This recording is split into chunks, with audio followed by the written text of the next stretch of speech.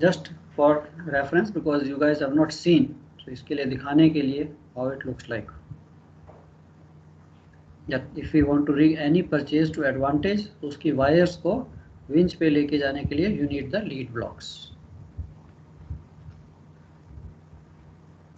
चलो ये तो था.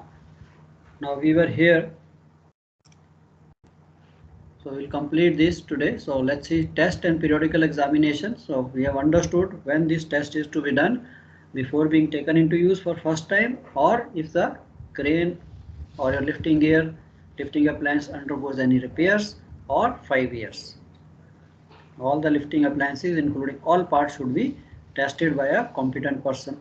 Second, all lifting appliances shall be thoroughly examined. Now examination में आपने कहा था testing तो हमने देख ली कि there are two type of test, static testing and dynamic load test. कि उसके अंदर actual weight को उठाया जाएगा and it is moved as the crane has to move. So in same way, and then we see. Second is the examination. That every 12 months, every year, your gear must be examined. अब examination में क्या? Yes, that he will come, he will see कि आपकी जो crane है उसकी jib, wires, sheaves, blocks कैसे दिखते हैं, किसी में कोई crack तो नहीं है. So this examination, even as a chief officer, if you ask me, he is also competent. He also can go through and have a look कि कहीं पे कुछ, because you are using the cranes, but it is nowadays they say no. So it's normally like a surveyor comes, he will check that all your cranes are. It is just a examination, not the testing part. So every 12 months this is to be done, every 5 years. Objective क्या thorough examination? Objective of thorough examination is to ensure the lifting appliance or the lifting gear so examined is of good mechanical and sound construction. That's the whole aim. And made of strong and sound materials. Of course, when it is made, when it is installed on the ship, that time of course they make sure that it is from a recognized company जिसकी सारी की सारी अच्छी background है. They are making good cranes. So when it is installed and during the course of time, of course initially तो हमने check कर लिया it was made of strong construction, but you know we are using it at sea. The environment is very corrosive. But उसको इस condition में रखा भी गया है कि नहीं है. So that's why the thorough examination is that it remains in the good condition, correct configuration and condition according to the manufacturer's instructions. That's the objective of a thorough examination. The examination shall be carried out as carefully as conditions permit so as to arrive at a reliable conclusion as to the safety of the parts examined. Of examination में when sometimes the surveyors they feel कि normally it is if they feel any of the sheave which are cracked दिख रहा है, so sometimes they do even a hammer test. It be very common if you put a hammer, if there is a crack in the plate, so आपको उसकी आवाज से पता लग जाए. So those guys are experienced. अगर उनको कुछ डाउट होता है then they will see कि नहीं भी इसको डिस्मेंटल कीजिए, खोलिए, इस ब्लॉक को खोलिए, शीप्स को चेक करते हैं, कुछ अंदर डाउट दिख रहा है. So that is very good thing. If they spend so much time, वो हमारी सेफ्टी के लिए है. So this is what the thorough examination is basically. Thorough examination means और तो हमने ऑब्जेक्टिव देख लिया. Now thorough examination किया कैसे जाएगा? What is the purpose or how it is to be done? So means a visual examination. Thorough examination कोई पूछे what is thorough examination? Sir, it's basically a visual examination supplemented if necessary by other means such as hammer test carried out as carefully as conditions permit in order to arrive at a reliable conclusion as to the safety of parts examined. And if necessary, part of the lifting appliance and gear shall be dismantled. कुछ भी अगर कहीं पे भी doubt आता है किसी चीज़ को कि नहीं यार ये ठीक नहीं लग रहा है, लगता है कुछ इसमें इसकी स्ट्रेंथ में प्रॉब्लम है.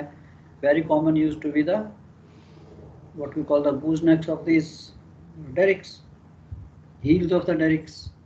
So examination होता था, कहते नहीं भी इसको derrick की heel को उठाओ, इसको बाहर निकालो, हमें चेक करना है, देखना है. So this is what basically your thorough examination is. He has to see thoroughly. इसलिए आपको now it is gone to the surveyors कि भाई some competent person जिसको knowledge है, जिसके पास equipment है, those guys will only come for the examination. फिर वो आपकी entry बना देगा chain register में. Now requirements of thorough examination: the amount of proof load to be adopted during the test, the greatest possible proof load for hydraulic crane, and the test procedure and requirements of lifting gear. So ये आपकी thorough examination की जो probably basically condition. And after being tested with proof load, जब आपने test करना है, after being tested with proof load means I am going little extra, 25% extra. Each part of the lifting appliance or lifting gear shall be examined so as to ensure no part of the lifting appliance has been damaged during the test. अब 20 ton की crane है, मैंने 25 ton का उसके ऊपर load लगाया है, so there is a possibility that some part may get damaged. Americans जो हैं, they think in a different way. They say no, why put extra load? Why do testing every 5 years? Every 5 years you are putting extra 25% of the load, तो उसकी तो strength में फर्क आएगा. They say no, you do it only if the crane is damaged. एक बार initial कीजिए, जब वो नहीं बनती है. Second, as long as it is not damaged, no repair, no testing. Why put extra load? सबकी अपनी अपनी सोच. अब इसकी कंपोजिशन क्या है, अगर आपने देखना है, yes, test and thorough examination is composed of thorough examination first, test and re examination. Test is required by law. The proof load test. Objective of the test is to demonstrate the lifting appliance or the gear is structurally sound and is fit for use which it is designed for. Isn't it? This is what the basic objective of the test is. That यार जब आपकी जो crane है, जो gear है, जो भी है, डेविड है, डेरिक है, जो भी आपके इक्विपमेंट है, तो I should know that it is of structurally sound. ये तो है नहीं कि कार्गो गियर चलाने आए तो बेंडी होगी. And re-examination shall be conducted after the proof load test with an aim to check whether there are any cracking, deformation or loosening or damage to the structural connections. तो इसके लिए re-examination भी उतना ही जरूरी है कि आपने टेस्ट किया, सर ठीक है, crane is working beautifully, but the good surveyor will say कि उसके जो पार्ट्स हैं जहाँ उनको सस्पिशन हो सकता है उसको चेक कीजिए. Re-examination is to ensure lifting appliance is still structurally sound and stable for use until the next cycle of test. And competent persons shall supervise and witness testing and shall thoroughly examine the appliance. Every item of loose gear shall, before being taken into use for first time, again be tested, thoroughly examined and certified. Loose gear में भी वही चीज़, loose gear जो आपका उसके सारी attachment है, winches हैं, सब कुछ है, उन सब का examination is the same process. Duration, ये तो हो गया हमने when we are going to do, how we are going to do, उसकी composition क्या है, examination, testing and re-examination. Then duration, every lifting appliance, every item or loose gear shall be thoroughly examined at least once 12 months. And particulars of this examination shall be entered, because जो भी आप काम करते हो उसको लिखना भी है. तो वैसे तो सर्वेज ही आपको कहेंगे, otherwise the captain asks the surveyor कि okay, please make an entry here that you are satisfied, you have checked this, and certificate भी issue होता है. Retesting and thorough examination of all lifting appliance, every item should be carried out after substantial alteration or renewal or after repair, and in case the lifting appliance at least once in every 5 years. So ये तो आपकी testing का, वो examination का था. ये हमने देख लिया what is loose gear and other removable accessories. So these are the all things what we call loose gear. Includes all these small items which are basically used for in with the gear for lifting, but हम उसको निकाल भी सकते हैं, separate भी कर सकते हैं. Ropes, I think we have read enough.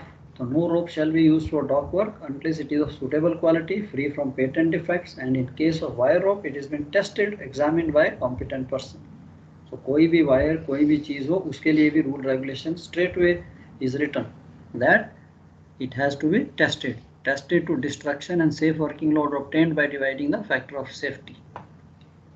तो ये भी नहीं है कि वायर जो है, so naturally this is what the procedure we follow, and ये procedure सब फैक्ट्री जो भी मैन्युफैक्चर कर रहा है उसको भी है कि भी आप वायर मैन्युफैक्चर कर रहे हो, उसका डिस्ट्रक्टिव टेस्ट कीजिए, ब्रेकिंग स्ट्रेस निकालिए, एंड फिर उसका सेफ वर्किंग लोड या सेफ्टी फैक्टर बताइए, एंड वो सर्टिफिकेट भी जहाँ आपने सप्लाई करना है वहाँ होना चाहिए. So that's why this is what you are doing on the ships, isn't it? So every wire of lifting appliance, loose gear shall be inspected by responsible person every 3 months. अब responsible person chief officer is enough. अब उन्होंने कह दिया कि आपकी जो wires हैं, loose gear हैं, every 3 months please examine, isn't it? अगर बाई चांस उसमें कुछ आपको डिफेक्ट दिखता है, एनी वायर इज ब्रोकन, हो सकता है एक वायर, दो वायर या कुछ भी है, फिर वो कहते हैं कि इसका एग्जामिनेशन 3 महीने की बजाय एवरी मंथ कीजिए। अगर आपको डिटोरिएशन लगती है, कुछ गड़बड़ दिखती है, प्लीज चेंज। अदरवाइज सब ठीक है, wire is everything is good, then every 3 months this wire should be inspected। And वो सेम चीज, wire rope to be declared unfit, ये आपका as per the dock safety है, dock labour regulations. It is to be declared unfit and no rope shall be used for dock work if any length 8 times the diameters total number of visible broken wires exceed 10%। तो यही चीज हम use करते हैं for calculating, for seeing that this wire is in ठीक working condition में है या उसको चेंज करना है। Wire also declared unfit if shows science of excessive wear, corrosion और अदर डिफेक्ट्स। अब आपका आ गया, ये सारा हमने एग्जामिनेशन तो कर लिया, सारा काम भी कर लिया, अब इसकी जो पेपर वर्क है, इसकी जो रिकॉर्ड कीपिंग है, उसको हमने कहाँ पे रखना है, कैसे रखना है। So there is a book, there is a register, जिसे बेसिकली उसका पूरा नाम है register of machinery, chains etcetera and wire ropes, but short form में हम इसे चेन रजिस्टर कहते हैं। तो इसके फ्रंट कवर पे vessel's name, port of registry, owner's name, address सब लिखा होता है। तो आजकल आपके पास as many ships there are no cargo gear, gearless ships हैं, तो हो सकता है you may not be able to see this chain register. तो सर्टिफिकेट्स हैं एक दो, जो छोटी छोटी चीज़ें हैं, कोई प्रोविजन क्रेन उसका सर्टिफिकेट, जो एंट्रीज हैं कैप्टन साहब ने अपनी फाइल में रखी। Otherwise previously most of the ships had cranes, derricks, very few ships were there which were gearless. तो ये रजिस्टर शिप्स पे होता था। So don't start wondering, most of you may not have seen, but कोई आपको पूछे कि sir ठीक है हमारे गियर ही नहीं था, तो फिर इतना रजिस्टर रखने की क्या जरूरत है, एक दो क्रेन्स तो हैं, एक आधी क्रेन तो है। तो basically chain register is just a resistor of all this, कि आपके पास कौन सा गियर है, कब टेस्ट किया, कब वो ड्यू है, सारा कुछ उसके अंदर है। So register in form 2 shall be maintained and record of particulars of test, examination and heat treatment shall be entered as required by regulation। ये आपके डॉक लेवल रेगुलेशन नंबर है 41, 47, 49। तो नो नीड, अगर आप रिमेंबर करते हो good, नहीं भी करते हो doesn't make a difference, you can just mention as per the dock safety regulations that this register in the form means it is a specific form, it's a specific format है उसका। ये नहीं कि हमने चेन रजिस्टर अपनी मर्जी से एक रजिस्टर बना लिया, उसके ऊपर कॉलम बना दिए, नो। हर चीज का स्पेसिफिक फॉर्मेट होता है, isn't it? And shall be entered in it, इसके अंदर लिखा क्या क्या जाएगा, and it is to be maintained, it is to be kept and maintained, and सारी एंट्रीज भी होनी चाहिए, ताकि कोई भी किसी भी कंट्री में कोई भी बंदा आके आप इसका चेक कर सकते हो।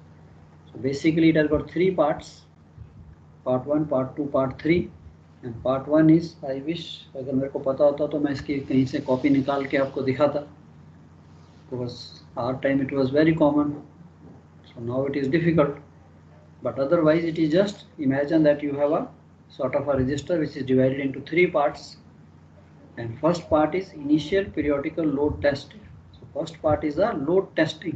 पार्ट 1 में जब आपकी periodical load testing means every 5 years, और if the crane has undergone repair, this is the meaning of periodical, means every 5 years जब आप करोगे तो इसकी एंट्री पार्ट 1 में आ जाएगी। पार्ट 1 में और सिर्फ यही लिखेगा, date of testing, surveyor's name, place, that's all, stamp लगा देगा, and in their annual thorough examination.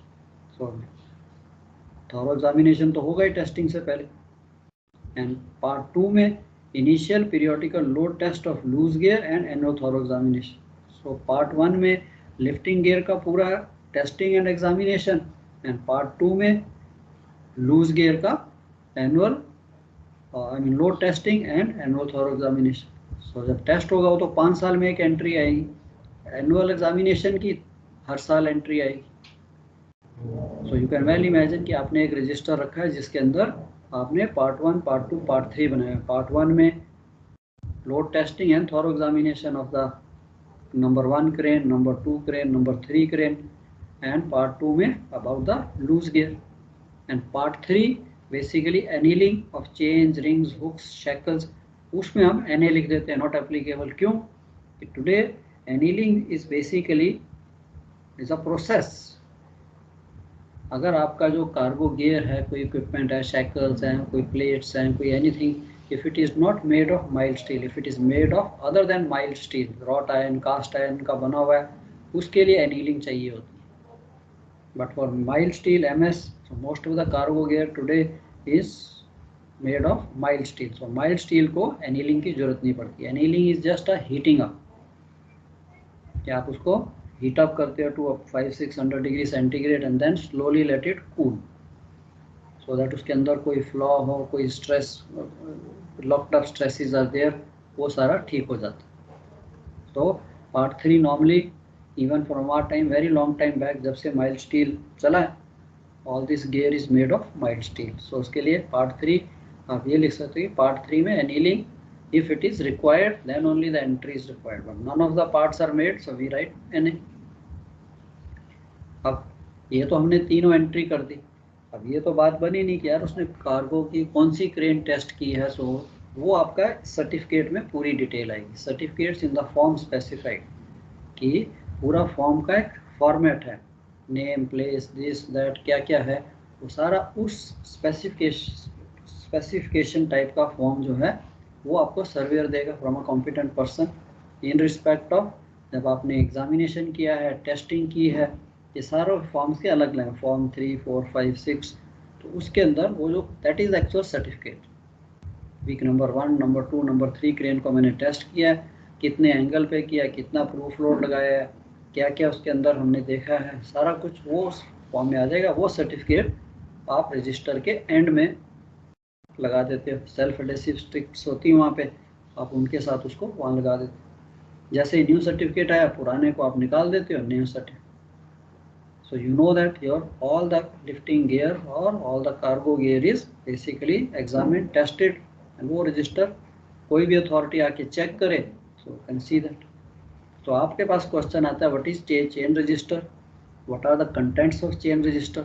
तो वहाँ पे आप लिख सकते हो, so this is the enough material कि chain register is basically a record of all your lifting gear appliances, of their testing, their examination, and जैसे जैसे मैंने प्रीवियस लिखा, इट कंटेन्स, और it is basically called register of machinery change and this thing.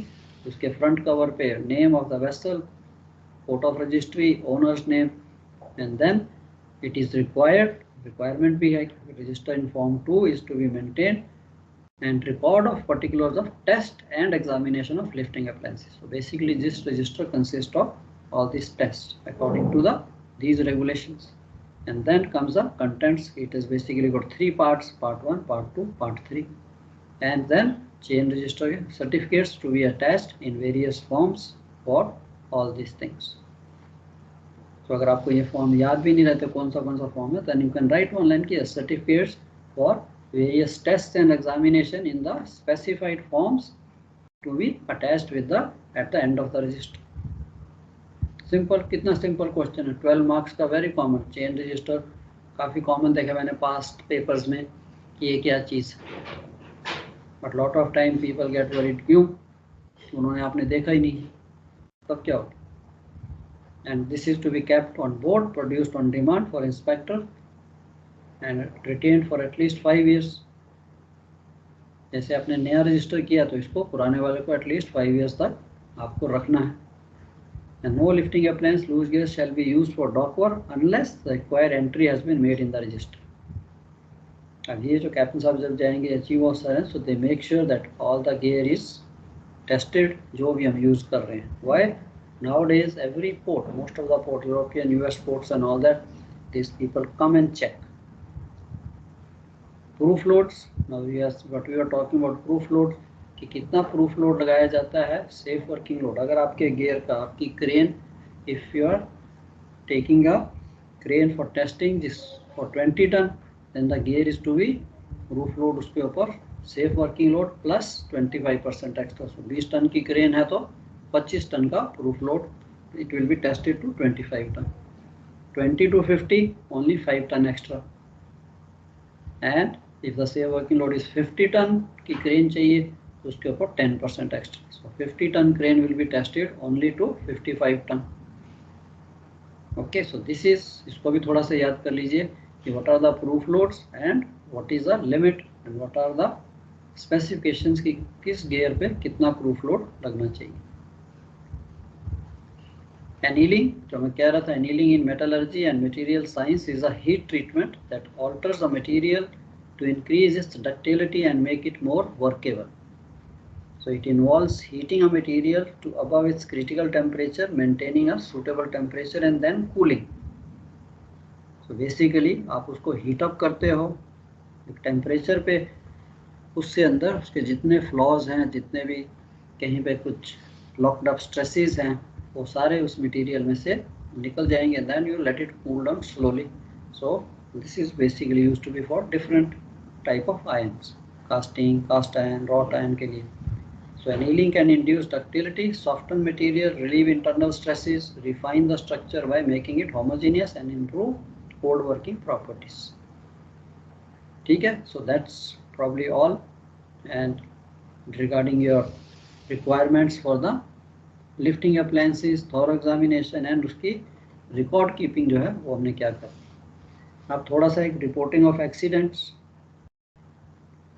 Now sooner or later, of course I don't wish that you should have any accident or स्टीविल और किसी की भी उंगली पे लगे, बाजू में लगे, टांग में लगे. It should not happen, but safety it does not come automatically. It's again a process of कहते हैं ना गुड थॉट प्रोसेसिंग. ये एक सेफ एनवायरनमेंट में काम करना और सेफ्टी से करना, then only the safety occurs, isn't it? Automatically तो सेफ्टी नहीं आती. सो अगर बाई चांस आपका किसी का भी किसी स्टीविडोर को किसी को भी लग जाती है, so there is a procedure. उसका notice of any accident in a dock which either causes loss of life or it disables a person from work on which he was employed for the rest of the day or shift in which the accident occurred. तो उसका जो है message उसके near one को, जो भी उसका next of kin है, it should be send by telegram, telephone or special messenger within 4 hours of the occurrence. So वैसे तो छोटे मोटे एक्सीडेंट ठीक है, बंदे को सबसे पहली चीज़ तो इससे पहले भी आपने क्या याद रखना कि बाई चांस इफ एक्सीडेंट है तो पेपर वर्क पे नहीं चले जाना कि भाई उसको बुलाओ या फोरमैन को बुलाओ एंड ऑल. सबसे पहली चीज़ क्या है? What action you will take first and foremost?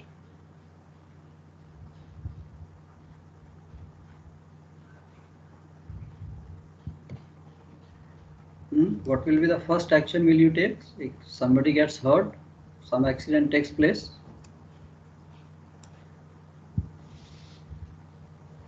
Inform others. Anything else? Imagine yourself, you are third officer on watch. मैंने एक स्टीविल हो रहा है, उसकी टांग में लग जाती है, कुछ भी कॉमिंग से नीचे या पाँव मुड़ जाता है उसका, या बाजू टूट जाती है. Inform the duty officer. अभी आप तो ड्यूटी ऑफिसर हो, अभी तो आप ड्यूटी ऑफिसर, आपको कैडेट होना रहेगा. इसके तो बन गए थर्ड ऑफिसर हो मेरे सामने. सबसे पहले बच्चे फर्स्ट एड बॉक्स लेके जाना. सबसे पहले तो उसको मैं फर्स्ट एड दूंगा, इजंट इट? ये तो है नहीं कि बंदा उधर पेन से या तड़प रहा है, तुम उसको जा रहे हो कि इन्फॉर्म करने के लिए, अच्छा यार ठहर में पहले तेरे नेक्स्ट रिलेटिव को बुला के लेके आता. No. So first thing is naturally if it takes place in port, so our duty is to first provide. इसीलिए आप ये फर्स्ट एड का कोर्सेज करते हो सारे. बेसिक फर्स्ट एड, अगर उसका कहीं से ब्लड निकल रहा है उसको रोकने की कोशिश करें. आपके पास शिप में जो हॉस्पिटल है, whatever equipment you have, so first we arrange for that. In the same time जो भी इंचार्ज है, पर्सन है, फोरमैन है, कोई भी है, एजेंट कोई भी आपको दिखता है तो वी आस्क. आजकल तो वॉकी टॉकी है, you can inform chief officer, master, so they will start also working. They will call the agent, they will call for ambulance. So first thing is the life, कि पहले life को कैसे बचाना है. Paper work तो करना है, वो तो बाद में. ये नहीं कि पहले पेपर वर्क बैठ गए और बाद में बंदा ही नहीं रहा तो फिर क्या फ़ायदा. फर्स्ट थिंग इज दैट कि I will look into it, I will try to give you the best possible first aid. How can we save the life first and then again उसको इंटीमेशन जो भी देनी है, जैसे भी normally we don't have to run around and give a telegram or telephone. So normally what we do, we inform the stevedores in charge, we inform the agent of course through the master, and agent जो है वो ये सारा काम उसको पता है किसको किसको इंटीमेट करना. Then you have to inform the inspector, relatives of the workers when the accident causes loss of life to the dock worker or is likely to be disabled. हाँ, लॉस ऑफ लाइफ हुआ फिर procedure थोड़ा लंबा हो जाता है. सो आपके level पे, थर्ड ऑफिसर, ड्यूटी ऑफिसर के लेवल पे, first thing I will provide the first aid. Make sure that जो भी है कुछ उसके ऊपर गिरा है उसको हटाएं, उसको सेफ्टी से रखें, उसको सेफ जगह पे लेके जाएं, sending to the hospital, and then inform the other people will definitely take care. But मेरे को भी पता होना चाहिए, नहीं कह सकते अच्छा सर मैंने चीफ ऑफिसर कैप्टन को इन्फॉर्म कर दिया दैट्स ऑल, मेरी जॉब खत्म. नो, एग्जाम में तो they want you to know कि आप क्या क्या करोगे. So in case of fatal accidents you have to inform the officer in charge of the nearest police station. No, आप यहाँ वंडर करोगे सर मैं कैसे इन्फॉर्म करूँगा शिप पे, इजंट इट. तो अगेन उसका प्रोसीजर है कि yes we'll follow the procedure. कि आप चीफ ऑफिसर को इन्फॉर्म करते हो, चीफ ऑफिसर कैप्टन का आप साहब को इन्फॉर्म करता है, कैप्टन एजेंट साहब एजेंट्स को बुलाता है. Agents will do the local because he is a local person, he knows local regulations. अब बॉम्बे में कुछ होता है तो agent will come and he knows Bombay में येलो गेट जाना है, कौन से पुलिस स्टेशन जाना है, किसको बताना है, क्या करना है, इजंट इट. सो बेसिकली आप इनिशिएट करोगे सब, इट विल गो. तो आपको भी पता होना चाहिए mayor police station has to be inform district magistrate, और if the district magistrate he directs the SDM. So ये तो लीगल प्रोसीजर तो चलेगा ही चलेगा. लॉस ऑफ लाइफ तो डेंजरस. आज कहीं पे भी एक्सीडेंट होता है, कुछ भी होता है, फायर भी लगती है, तब भी देखो पुलिस आ जाती है. तो देन दे सी कि भैया क्यों हुआ, कैसे हुआ, वाई, वो तो केस चलेगा. So in case of accidents falling under clause B the injured person shall be given first aid and thereafter immediately transfer to hospital or other place for treatment. तो ऐसा नहीं होना चाहिए कि वो बंदे को लगी आपने कुछ नहीं किया. सही समटाइम जैसे नहीं सर ठीक है ठीक है हम ठीक है, नहीं भैया इधर आओ, बाद में जाके वो बदल जाएगा. अरे मेरे को किसी ने पूछा ही नहीं, मेरे को किसी ने ये नहीं किया, मेरी उंगली में ब्लड निकल रहा था. No. Okay, so when you are duty officer you have to hand over that person to जो भी उनका इंचार्ज है प्रॉपरली. ये ले भैया अगर चाहिए वेट. अभी लेबर लोग होते हैं कई बार गरीब होते, तो अगर आप उसकी एक बैंडेज कर दोगे, एंटीसेप्टिक क्रीम लगा के या कुछ भी लगा के, ही फील्स वेरी हैप्पी.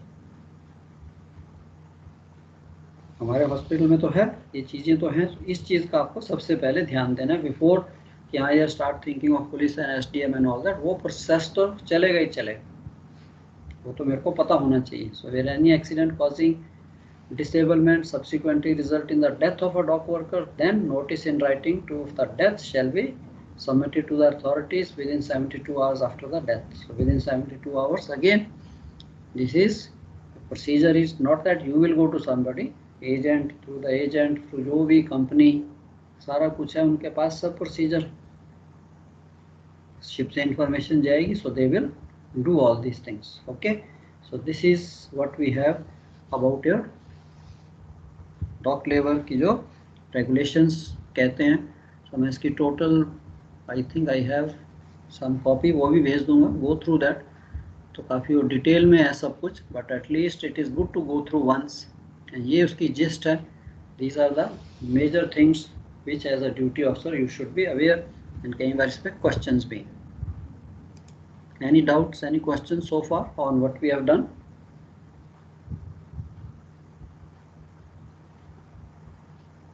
क्या कहते हो?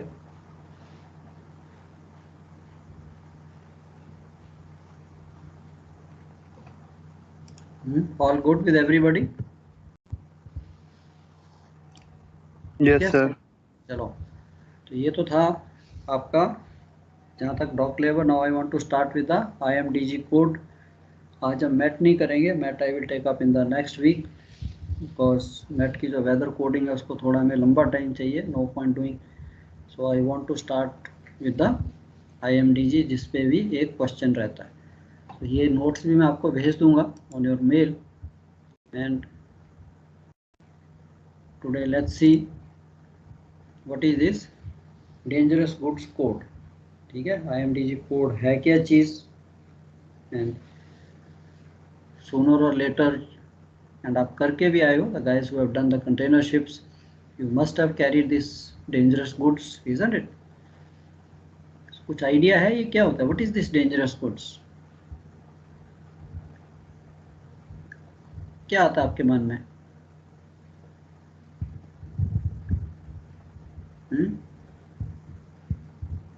Anybody? Cargo which is dangerous for environment and personal. अगर Okay. डायरेक्ट कांटेक्ट में आए उनसे तो वो हार्म करेंगे. Okay. Anything else? Sir, like explosives, corrosive elements also, acids. Okay. और कुछ?